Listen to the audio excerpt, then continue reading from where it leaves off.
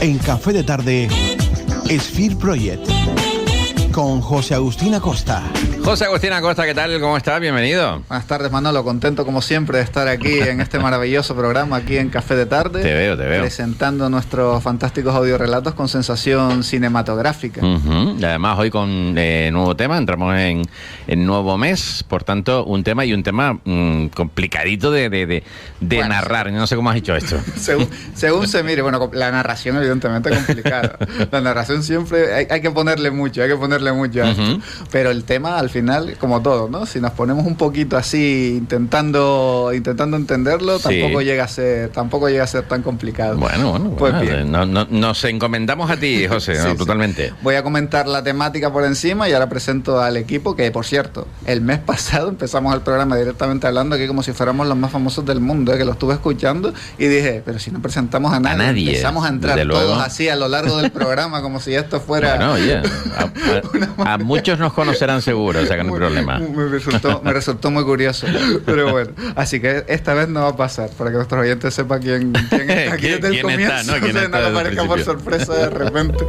Bien, pues este mes hemos decidido retomar arte moderno, como hicimos también el año pasado en 2 ocasiones.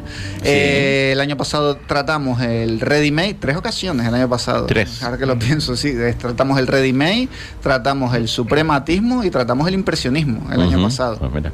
Pues este año entramos ahora con el expresionismo, que es la temática que vamos a tratar. Bien, me acompañan, que quede claro hoy, que nos acompaña. Hoy nos acompaña. Nos acompaña. Pues para hablar del expresionismo, que normalmente daría yo la introducción explicándole un poquito, hoy no va a ser así. Tenemos a una especialista en arte, a la señorita Elena Marrero, que está aquí a mi lado. ¿Qué tal, Elena? ¿Cómo Bienvenida, estás? Elena. Hola, buenas tardes. Muchas gracias por la invitación. Luego, gracias a ti por estar aquí y poder explicarnos de una manera más correcta que la mía, seguramente, lo que va a ser el expresionismo.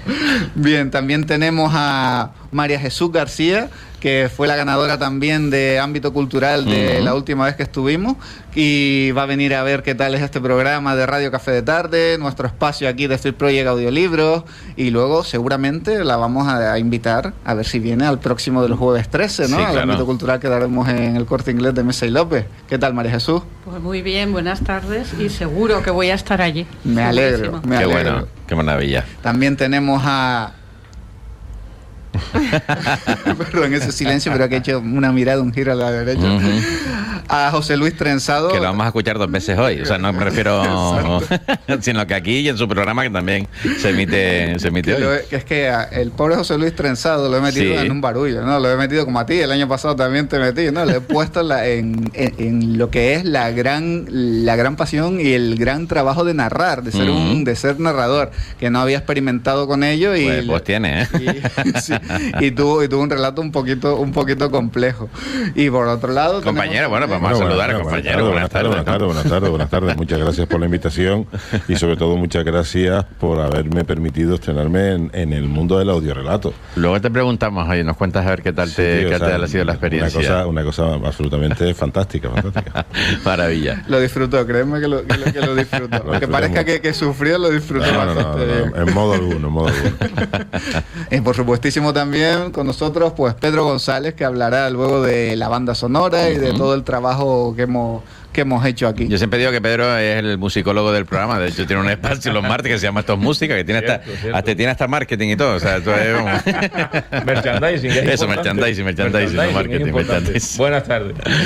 Un placer, como siempre. Ya sabes que es mi pasión, ¿no? Y en este caso, compartir un ratito de música y amigos. En otra dimensión diferente. Sí, pero... sí. Donde empezó todo, además. Efectivamente. Porque aquí fue donde empezó todo. Sí, señor.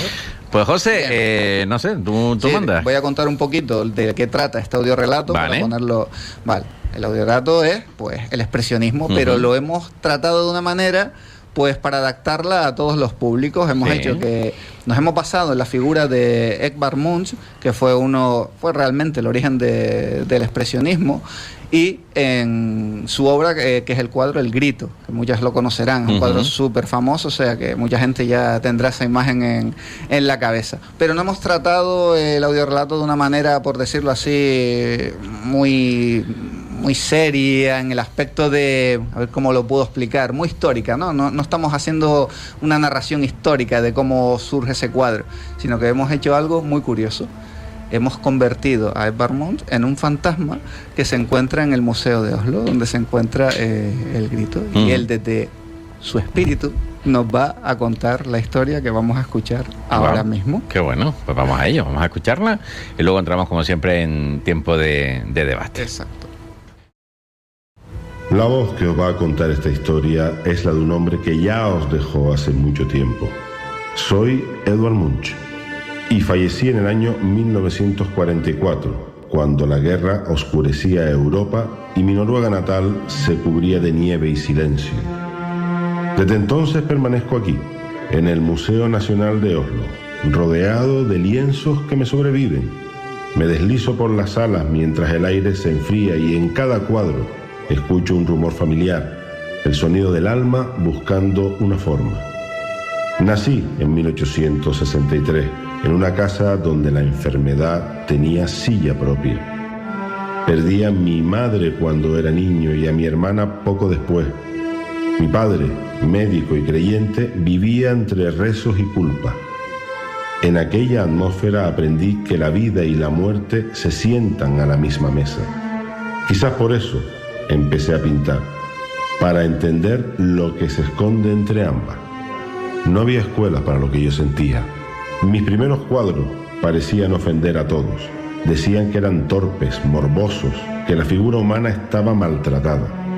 No comprendían que buscaba lo invisible, no la perfección. La pintura académica era entonces un espejo limpio. Yo quería ensuciarlo para que reflejara el miedo, la soledad, la fiebre. A finales del siglo XIX el arte europeo se dividía entre la precisión del realismo y los últimos destellos del impresionismo francés. Todo era luz, paseo, elegancia. Pero el norte tenía otra verdad, la del silencio, la pérdida, la interioridad. En mis pinceladas, esas líneas quebradas, esos colores ácidos, se anunciaba algo distinto, una emoción que ya no podía fingir serenidad. No fui el único. En Alemania, unos años más tarde, un grupo de jóvenes artistas recogería ese mismo impulso y lo llevaría más lejos. El Puente, en Dresde, el Jinete Azul, en Múnich, ellos sí dieron nombre a lo que yo solo intuía. El expresionismo no nació de la técnica, sino del descontento. Éramos muchos los que sentíamos que el mundo moderno, con su industria y su ruido, había dejado de escuchar al espíritu. Queríamos que el arte hablara por dentro, que el color gritara donde la razón callaba. Los expresionistas no buscábamos belleza, sino verdad emocional. El dibujo podía deformarse, la perspectiva torcerse, el cuerpo fragmentarse, si con ello se revelaba una emoción. Kandinsky decía que el color tenía voz propia. Kirchner, que la línea podía vibrar como un nervio. Yo había intuido lo mismo antes, sin teorías. El alma no tiene geometría estable. Mis cuadros eran mis confesiones. Melancolía, Madonna, la niña enferma, celos. En cada uno dejé un fragmento de lo que temía perder. Algunos críticos me llamaban visionario, otros lunático. Pero el tiempo, que a veces tiene más sensibilidad que los hombres, entendió que detrás de aquellas deformidades había un lenguaje nuevo. Desde esta sala del museo los observo aún. Las luces frías se reflejan en los vidrios y los rostros pintados por mis herederos parecen respirar a mi lado. Ellos convirtieron la emoción en un manifiesto. Yo la había vivido como enfermedad. Pero compartimos la misma raíz, la necesidad de rescatar la intensidad humana en un siglo que se volvía mecánico. Muchos visitantes creen que este movimiento fue solo violencia cromática o desorden formal. No, fue una rebelión espiritual contra la indiferencia. Cuando el cuerpo del hombre se convirtió en pieza de fábrica y las ciudades devoraron los paisajes, el arte se hizo refugio. He aprendido a escuchar el museo como si fuera un cuerpo. De día respira, de noche recuerda. Cuando los vigilantes apagan las luces, recorro los pasillos y me detengo frente a los cuadros de quienes vinieron después. Veo en ellos las brasas de la misma fiebre. Algunos llevaron el gesto hacia la abstracción, otros hacia la protesta. Todos conservaron esa convicción, que el arte no debe ser un espejo de lo visible, sino una ventana a lo oculto. Solo hay un cuadro al que temo acercarme. Lo observo desde lejos al principio, como si fuera un animal dormido que en cualquier momento pudiera despertar.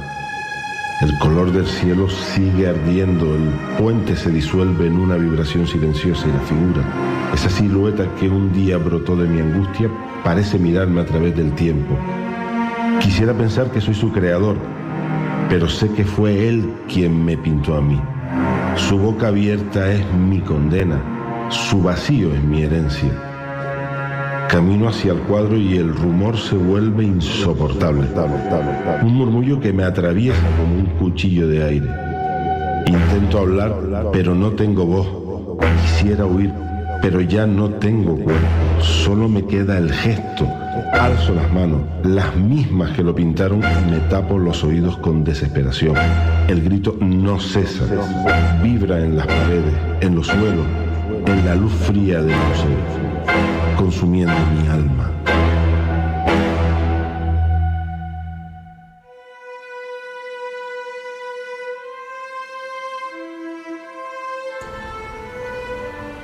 Hay que respirar un poco, hay que coger un poquito de aire porque este final ha sido, madre mía. Oye, José Luis, enhorabuena. Muchas gracias Manolo. La verdad es que el trabajo que hace José Agustín es brutal, un trabajo de edición, el trabajo musical, empastar todo eso, o sea, hay un trabajo descomunal detrás de esta pieza y además cómo sabe potenciar el valor y la intensidad dramática en cada caso. Tú ahora, a través del cristal de la pecera, te veía cómo cuando pone el reverb final potencia todavía más ese valor ectoplásmico de angustia frente a la observación de un cuadro que en el fondo no es más que la respuesta de una angustia que él sentía cuando lo pintó. Absolutamente. Y en este caso, Agustín es un auténtico maestro. O sea, yo me he puesto en manos de un maestro y solo me he dejado dirigir y guiar. Maravilloso, José Agustín, una cosa también, por la parte que te toca, claro. La verdad es que trabajar con él ha sido también, ¿cómo te lo explico? Ya la inspiración ya me venía, o sea, yo sabía que la voz de él me iba a facilitar mucho este trabajo. La verdad sea dicha. Como he dicho en anteriores veces en el tema de la composición musical, yo siempre me centro mucho en lo que es el narrador, ¿no? Para poder luego sacar una melodía no solo adaptada al texto, sino adaptada a la voz. Y eso es lo que conseguí. La parte final ya la tenía clarísima desde la elaboración del texto. Yo dije, aquí va a haber un cambio de dinámica total en la que van a entrar dos motivos. Luego con Pedro también lo discutiremos, dos leitmotivs, como quien dice. Al principio creo un cello, que es lo que está todo el rato sonando, acompañando lo que es, porque ¿qué es el cello? Es él. El cello es un instrumento solitario en medio de una galería, sonando solo con su angustia, pero de repente en el final se tropieza con su cuadro. Ahí entra la otra melodía, el choque contra su propio, por decirlo así, algo que nunca consiguió superar, su propio cuadro. La verdad que creo que ha quedado, no sé, creo que se explica bien lo que ha sido impresionante, lo que es el expresionismo. Porque además la narración de José Luis, evidentemente con las personas que tenemos voces graves, pues tenemos un 80% más de credibilidad ante el resto del mundo. Por eso todos los informativos y todas estas cosas siempre se dan de una manera muy, muy solemne, ¿no? Porque ya eso implica a que te lo creas. Entonces, claro, tú escuchas narrar este relato y yo estaba convencido de que me estaba hablando el fantasma, de que está ahí en el museo. O sea, es una experiencia súper inmersiva y eso evidentemente también lo consigues con tu narración, con tu voz, ¿no? Yo eso te lo agradezco, la gentileza del comentario, Manolo, pero ciertamente yo creo que ese es el gran éxito de lo que está haciendo José Agustín. O sea, es plenamente inmersiva, o sea, tienes esa sensación, como él muchas veces dice, como cinematográfica, estás totalmente medida. Hay momentos en los que realmente te ves tú mismo como ese ente fantasmagórico caminando por los pasillos del museo, y cómo haces ese recordatorio de tu propia vida y del conjunto de factores vitales que devinieron finalmente en lo que fue su producción artística. Qué maravilla. Oye, hay mensajitos. Carlos Fernando que pone: buenas tardes, Manolo Santana, equipo técnico de Radio Oyentes de Cafeteros de Radio Las Palmas. Un buen súper audio relato. Es lo que dice nuestro oyente, que le ha encantado. Y tenemos un audio también que vamos a escuchar, que nos cuenta nuestra amiga Antonia Pitera. Buenas tardes a todos. Tremendo relato, Dios mío. Felicidades. Y dicen que el alma no tiene gramática estable. Pues la mía se adelanta al pensamiento para decirle al señor Trenzado: acusa de recibo almado. Y a todos, José Agustín, Elena, Marrero, María Jesús, que no se me quede nadie, la musicalidad, la orquestación, todo genial, para dejarlo ahí para siempre. Y ahora vamos a seguir. Contigo aprendí. Gracias.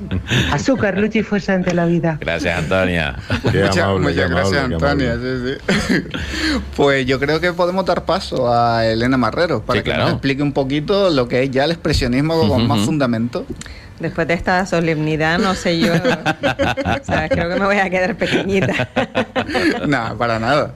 Oye, lo ha hecho genial, me ha encantado el audiolibro y la verdad es que, el relato, perdón, y la verdad es que me gustó cuando lo estuve ahí escuchando tranquilamente, así sola, me gustó, pero me puse en situación y me puse como si estuviese yo en un museo, que me gusta hace mucho una obra y me encantó. Pero perdona, Elena, a que tiene un toque diferente escucharlo en la radio. O sea, no tiene nada que ver de cuando lo escuchas en casa, en tu móvil y tal, a cuando estás aquí. Sí. Y no sé si por el ambiente. Y lo tienes enfrente. Claro.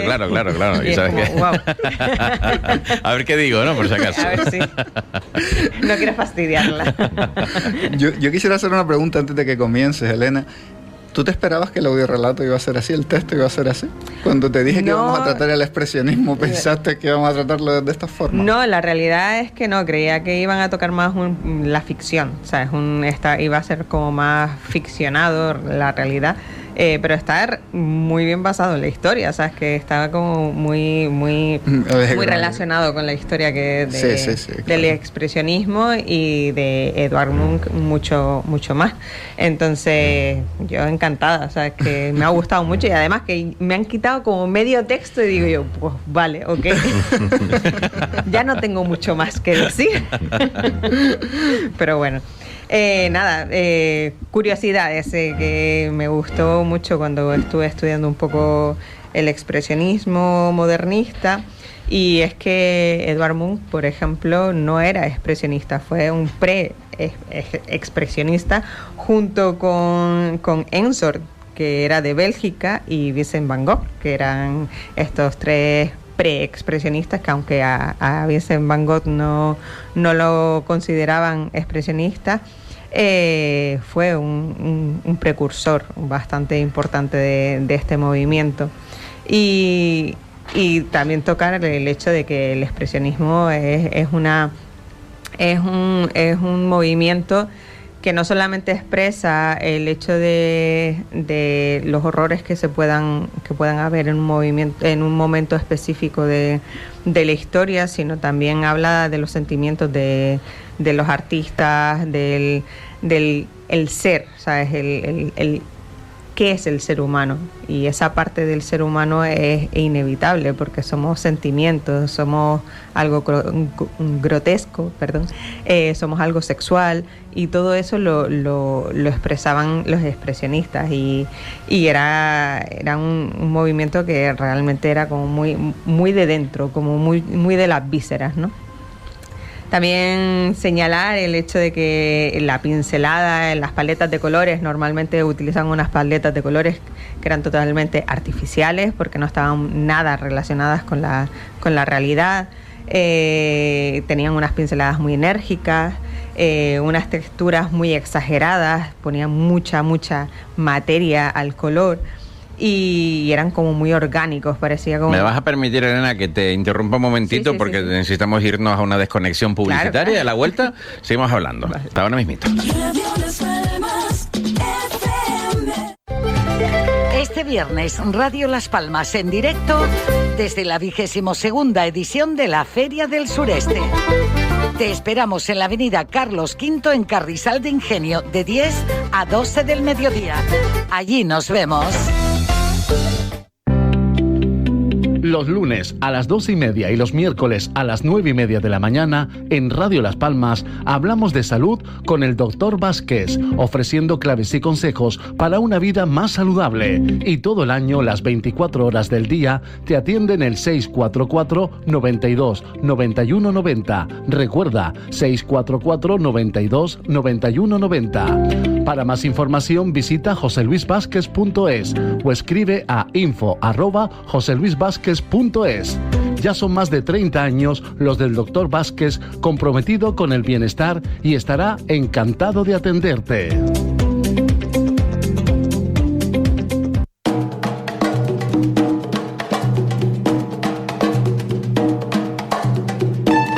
Ven a Carrizal a disfrutar de la Feria del Sureste. Los días 7, 8 y 9 de noviembre, la calle Carlos V acogerá 150 expositores que representan la producción de los 3 municipios de la comarca: Agüimes, Ingenio, Santa Lucía.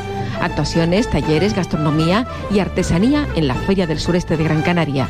7, 8 y 9 de noviembre. Feria del Sureste, a la vanguardia del producto local. Organiza la Mancomunidad del Sureste de Gran Canaria. Colabora el Cabildo de Gran Canaria.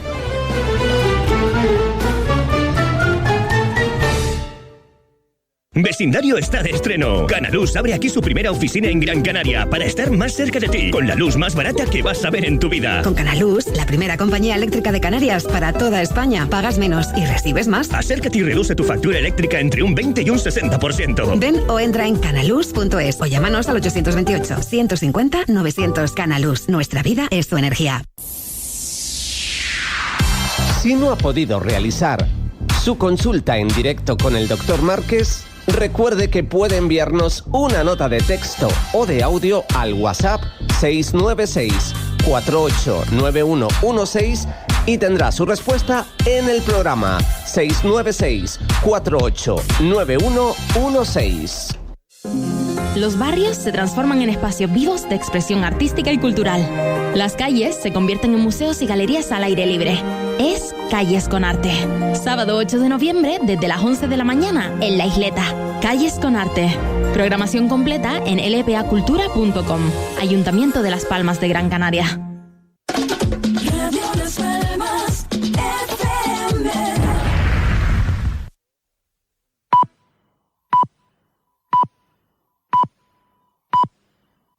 Son las 5.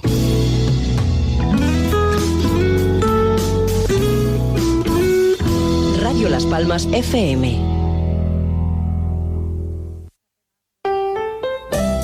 ¿Apetece un café de tarde? Nos lo tomamos junto a Manolo Santana, aquí en Radio Las Palmas.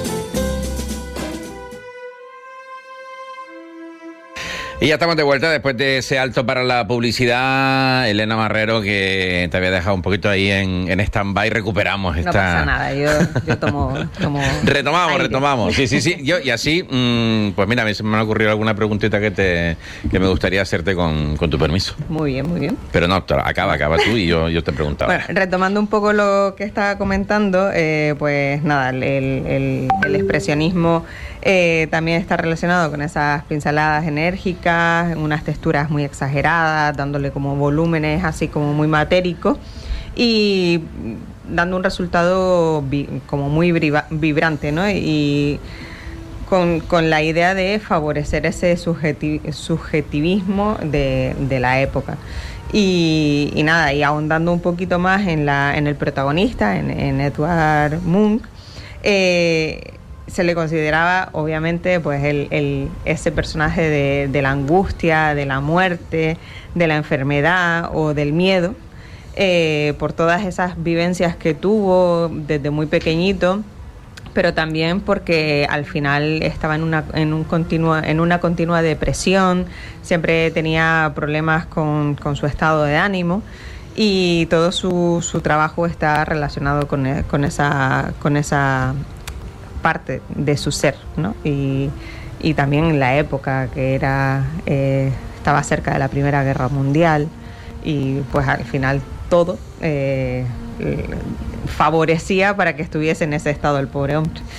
Él nació en Noruega, como ya se dijo, y una de las cosas más características del grito es que hay 4 versiones. Y las 4 versiones están, está en el Museo de la Galería Nacional de Oslo, 2 en el Museo de Munch, también en Oslo. Una de ellas la robaron y la devolvieron en el 2024, y una cuarta pertenece a una colección privada. De estas 4, la original está en la Galería Nacional de Oslo, que no está en el Museo de Munch. Y bueno, importante para la gente que no lo sepa, que es muy importante saber el significado de la propia pieza. Esta pieza está basada, el protagonista de la pieza está basada en una momia peruana que Edvard Munch la vio en París y le sorprendió tanto, le encantó tanto, que la quiso plasmar en su trabajo. También representa con esos fondos los fiordos noruegos, el rojo que se refleja en los fiordos noruegos al atardecer. Y finalmente también la expresión de ese personaje es a causa de un ruido que él al estar pintando escuchó y se estremeció. Él se estremeció y pintó ese momento en el que escuchó ese ruido, y fue como un momento de impacto, y lo reflejó en el cuadro. Me pareció curioso descubrir eso, porque no lo sabía, que estaba relacionado precisamente con un momento clave del momento de la pintura, y me pareció muy, muy, muy bonito. Y por último, decir que él tuvo siempre una salud muy frágil, que no fue un artista muy agraciado, siempre estuvo relacionado con el alcoholismo. También tuvo una fuerte pasión por una mujer que él quiso y después no pudo obtener, y después tuvo a otra mujer que estuvo detrás de él y él no la quería. Dramas de la época.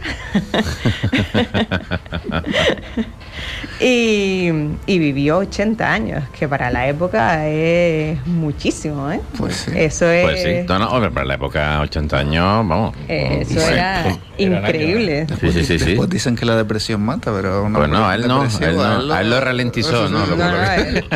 Increíble. Murió en 1944. Eso fue por mirar la momia. Claro, eso fue como... Yo que me estaba acordando a sí mismo. Que justo yo tengo una camiseta del grito, ¿no? Pero además una camiseta con un toque de humor, que se ve el personaje, bueno, a esta momia, y es porque ha pisado una pieza de Lego, entonces de ahí el grito, ¿no? Él está agarrándose el pie y tiene pero la cara igual que la del cuadro. Yo te quería preguntar, Elena, las diferencias entre impresionismo, creo que la otra vez hablamos de impresionismo, y expresionismo, sobre todo para mí, evidentemente, y para la gente que nos está escuchando, pues, no, oye, ¿y qué diferencias hay? Porque el nismo se escucha en todos lados. Claro, el impresionismo lo que refleja es la luz, es lo bonito, es el paisaje luminoso, o sea, precioso. Que es la noche y el día esto, entonces, ¿no? Relativamente, porque el expresionismo lo que refleja realmente es el sentimiento humano, ¿sabes? Vale.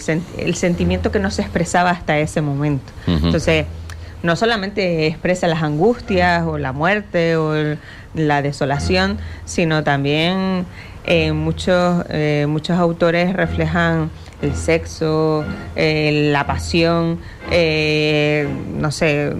formas primigenias del ser humano que nos hacen ser humanos. Entonces, eso es el impresionismo.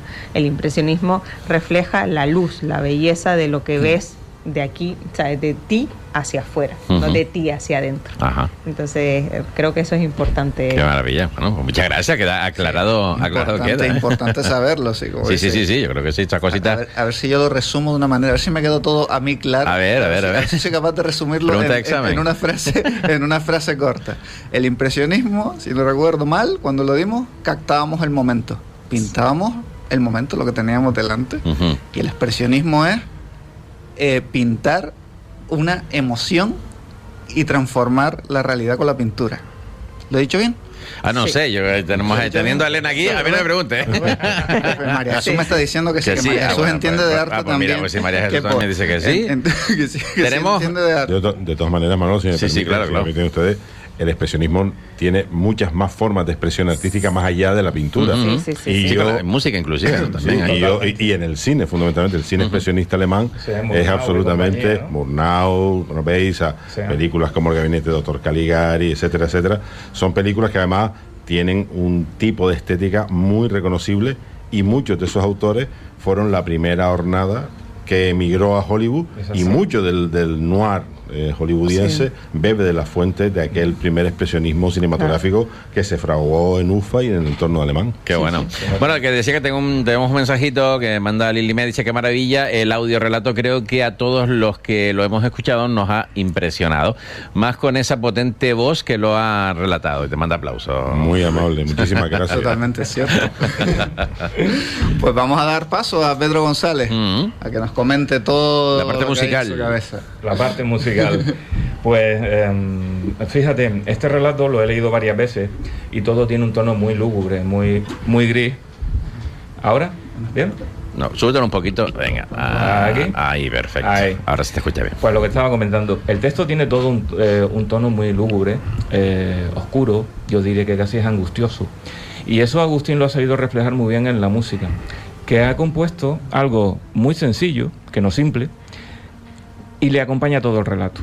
Se mantiene en el mismo tono. Si se dan cuenta, todo sigue repitiéndose prácticamente. Solamente hay cuerda, que como lo hablábamos antes, ese trabajo que ha hecho con el cello, el sonido del cello. El cello es el instrumento que más se parece a la voz humana. Con lo cual, digamos que ha humanizado ese relato y esa música. Eso queda ahí. Y entonces, bueno, pues va acorde el tono del relato con lo que ha compuesto Agustín. Pero a partir del 538, que es cuando, digamos que el cuadro toma protagonismo y la angustia de Munch pasa a primer plano, me he dado cuenta del trabajo de producción de Agustín, que siempre es fantástico, pero en este caso más. Porque claro, escuché por un lado la música solamente y luego el relato, solamente la voz de José Luis. ¿Qué ocurre? Que ahí hay un montaje de producción estupendo, que si no se describe parece que no se ha hecho nada y es una casualidad. El hecho de haber puesto esa reverberación en la voz de José Luis y luego montado con esos acordes que mete al final José Agustín, acordes que son prácticamente, yo no diría que puñaladas como Bernard Herrmann, pero son golpes, porque cada vez la angustia es más profunda y al final entiendes la voz. Fíjate, el relato Agustín lo ha planteado como esto. Agustín lo ha planteado como que es el fantasma de Munch, pero yo lo entendí desde el principio como una conversación de Munch consigo mismo.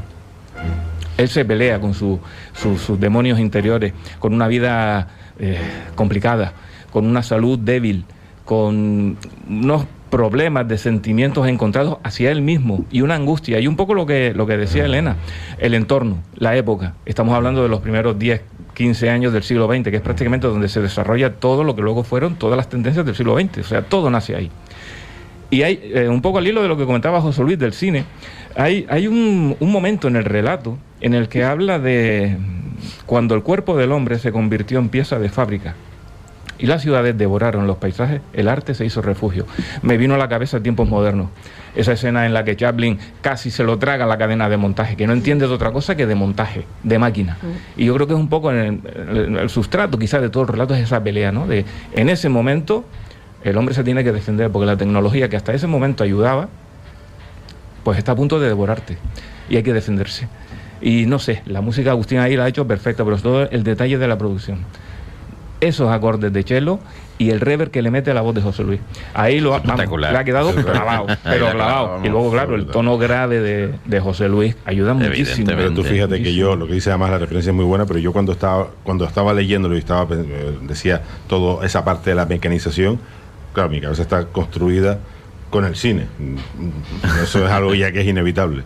Pensaba en otro gran expresionista, pensaba en Fritz Lang y pensaba en Metrópoli.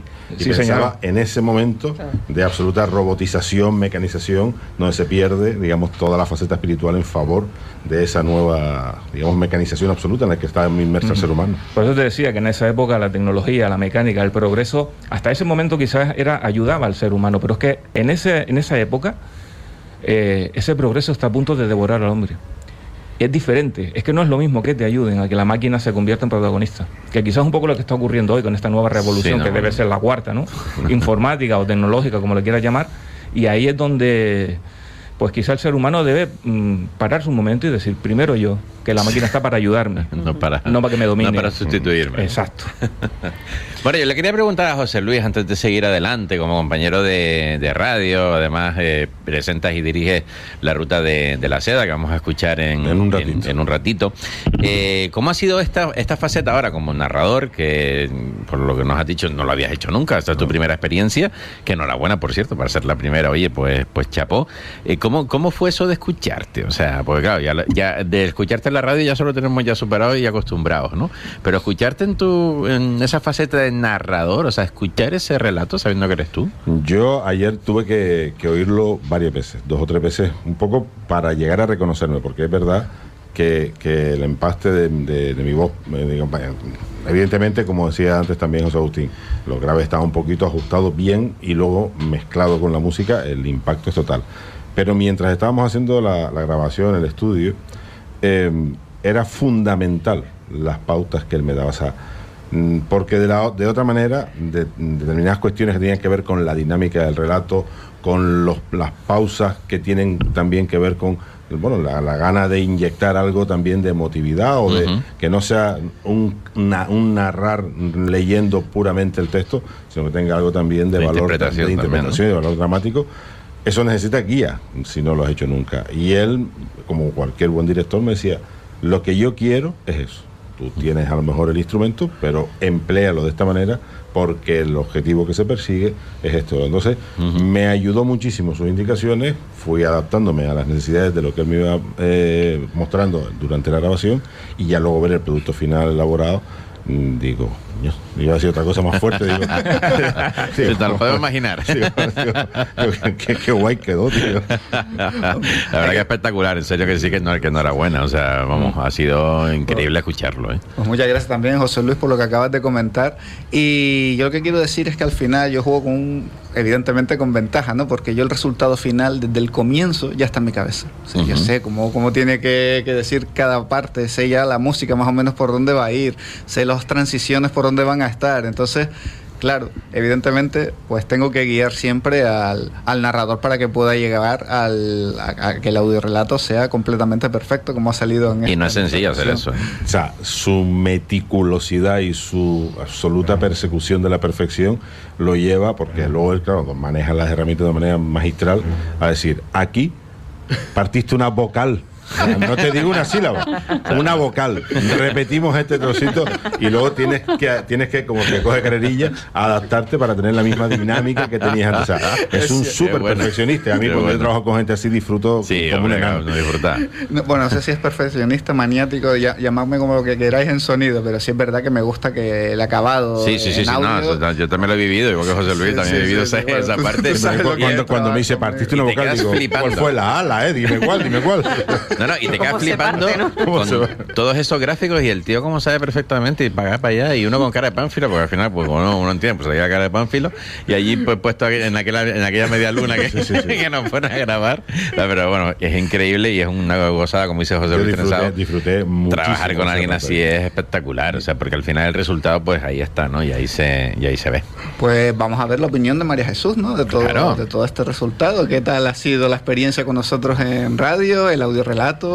Bueno, la experiencia en radio estupenda, el audiorelato impresionante. Me ha parecido impresionante.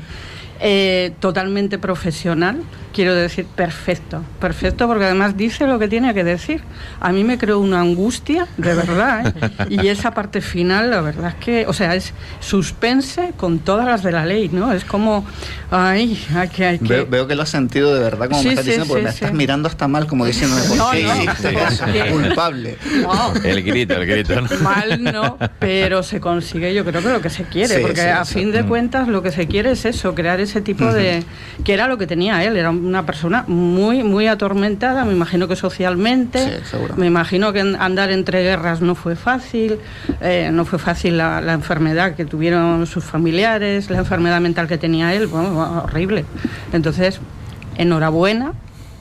Fantástico. Entonces, María Jesús, nos vemos en Ámbito Cultural el próximo jueves 13, vamos, ¿verdad? No falta. Que por cierto...